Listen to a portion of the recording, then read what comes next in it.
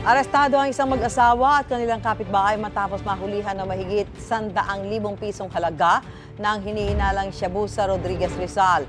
Itinanggi ng mga naaresto na nagtutulak sila ng droga. Laging una ka sa balita ni EJ Gomez, exclusive. Arestado ang tatlong sospek na tulak umano ng droga sa Rodriguez, Rizal. Sa kanila mismong bahay sila inaresto ng mga pulis sa ikinasang buy-bust operation sa Sitio Anginan, Barangay San Isidro noong Biyernes. Ayon sa pulisya, isang buwan na minonitor ng Drug Enforcement Team ang mga sospek.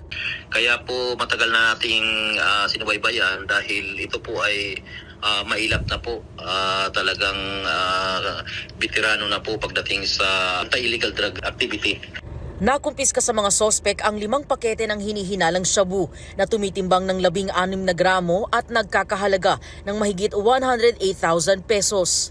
Ang area of operation nila ay the whole municipality po ng Montalban dito po sa Rodriguez. More on online po ang sinasagawa na nila ang transaksyon.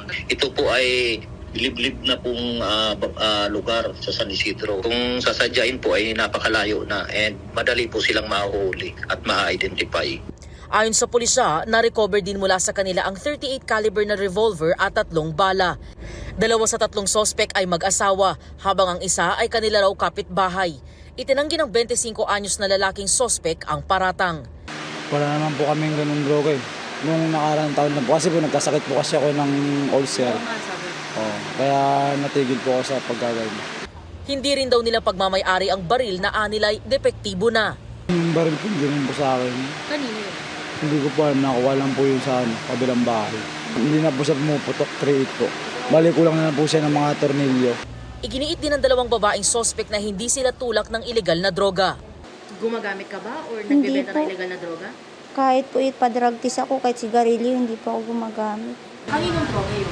Hindi ko po alam. Hindi po ako gumagamit noon. Ilang ano pa lang po ako doon, ilang buwan. Kakalipat lang po namin. Sa Rodriguez Municipal Police Station Custodial Facility, nakakulong ang 3 sospek na nahaharap sa reklamong paglabag sa Comprehensive Dangerous Drugs Act of 2002. Ito ang unang balita. EJ Gomez para sa GMA Integrated News. Mga kapuso, para una ka sa mga balita, mag-subscribe sa GMA Integrated News sa YouTube. Sa mga kapuso abroad, subaybayan niyo po kami sa GMA Pinoy TV at sa www.gmanews.tv.